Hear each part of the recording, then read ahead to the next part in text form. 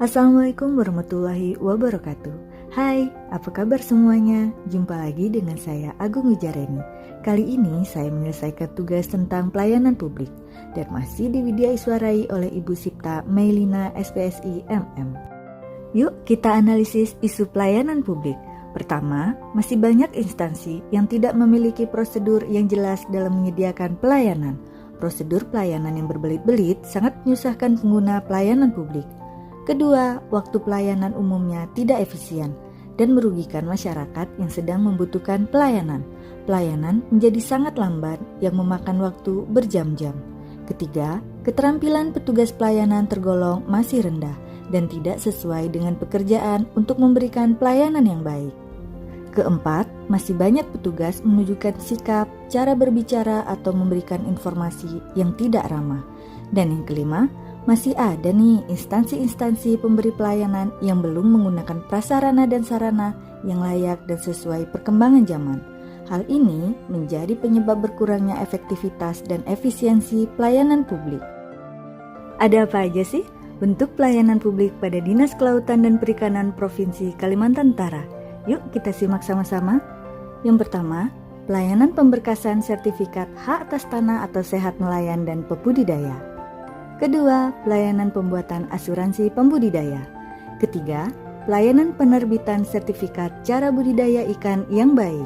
Keempat, pelayanan pembuatan asuransi nelayan. Kelima, pelayanan penerbitan pertek perizinan berikut SIPI, SIKPI, dan SIUP. Keenam, pelayanan penerbitan tanda daftar kapal perikanan. Ketujuh, pelayanan pembuatan rekomendasi pembelian BBM bersubsidi. Kedelapan, pelayanan pembuatan kartu Kusuka.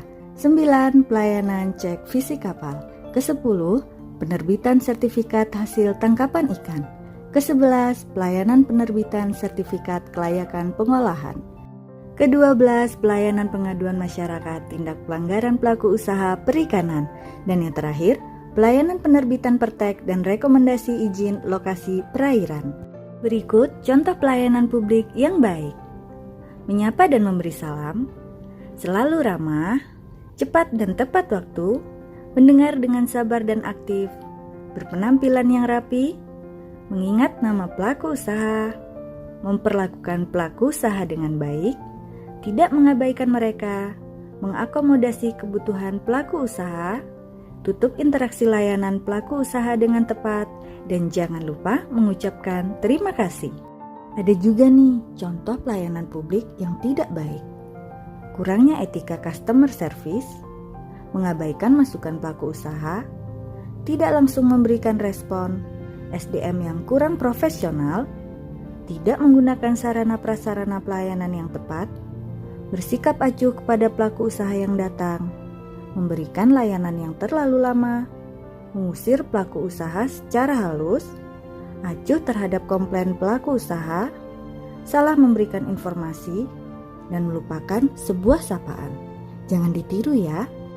Ada banyak contoh penerapan pelayanan publik di Indonesia, antara lain penyediaan air bersih, transportasi publik, jasa pos dan telekomunikasi, penyediaan energi dan listrik, perumahan rakyat, fasilitas rekreasi atau pariwisata, pendidikan, penyediaan jalan, jembatan, pelabuhan, penyediaan irigasi, jasa pemadaman kebakaran, pelayanan kesehatan, pengolahan sampah atau limbah, pelayanan administrasi kependudukan dan akta catatan sipil, pelayanan pajak daerah, retribusi daerah, dan pelayanan imigrasi. Di saat kita memberikan pelayanan publik kepada pelanggan, ada banyak nih tipe dan gaya pelanggan. Contohnya, ada pelanggan yang pemarah, tidak sabaran, ada juga yang baik hati, cerewet, curang, tidak peduli dengan orang lain, sulit sekali memahami, ada yang ramah, sangat detail, pendiam, arogan, suka membandingkan, dan ada pelanggan yang sangat hemat. Dalam menghadapi tipe dan gaya tersebut, kita sebagai pelayan publik harus memiliki etiket loh. Apa aja sih? Yang pertama, sikap atau perilaku. Menyambut pelanggan dengan salam dan tegur sapa yang ramah. Kedua, ekspresi wajah. menatap wajah pelanggan, dan tersenyum. Yang ketiga, penampilan. Saat bertemu setiap orang, kita harus berpenampilan yang rapi, segar, dan bersih. Keempat, cara berpakaian. Berpakaian yang sopan, tertutup, dan sesuai dengan tujuan, situasi, dan kondisi lingkungan. Dan kelima, cara berbicara. Gunakanlah kata-kata yang lemah lembut, tidak menggunakan kata-kata yang meremehkan orang lain, tidak menggunakan kata kamu, tetapi menggunakan kata Anda, Bapak, atau Ibu. Dan berbicara dengan pelanggan harus jelas, singkat, dan tidak bertele-tele. Keenam, etiket cara mendengarkan. Mendengar dengan sungguh-sungguh apa yang dikatakan pelanggan, menghargai pendapat dan usul pelanggan. Ketujuh, cara bertanya. Kita juga harus mengetahui sifat-sifat pelanggan yang berbeda-beda, terutama dalam hal bertanya kepada pelanggan. Bila pelanggan jasa pendiam, maka kita yang harus proaktif dan bertanya atau memulai pembicaraan, sehingga membuat pelanggan mau berbicara. Sedangkan bila pelanggan yang banyak bertanya, sebaiknya kita mendengarkan dengan baik dan menjawab dengan baik pula. Tanggapan tentang lembar tugas kali ini menurut saya sangat bermanfaat untuk peserta Latsar CPNS yang akan memasuki dunia baru di pemerintahan karena mampu menumbuhkan kesadaran diri akan fungsi ASN sebagai pelayan publik. Pada saat ini, pelayanan publik diharapkan mampu menjadi upaya pemenuhan kebutuhan penerima pelayanan maupun pelaksanaan ketentuan peraturan perundang-undangan secara baik atau minimal sesuai dengan standar pelayanan yang telah ditentukan. Terwujudnya pelayanan publik yang berkualitas merupakan salah satu ciri good governance. Diharapkan dengan penerapan good governance dapat mengembalikan dan membangun kembali kepercayaan masyarakat terhadap pemerintah. Demikianlah akhir dari tugas pelayanan publik.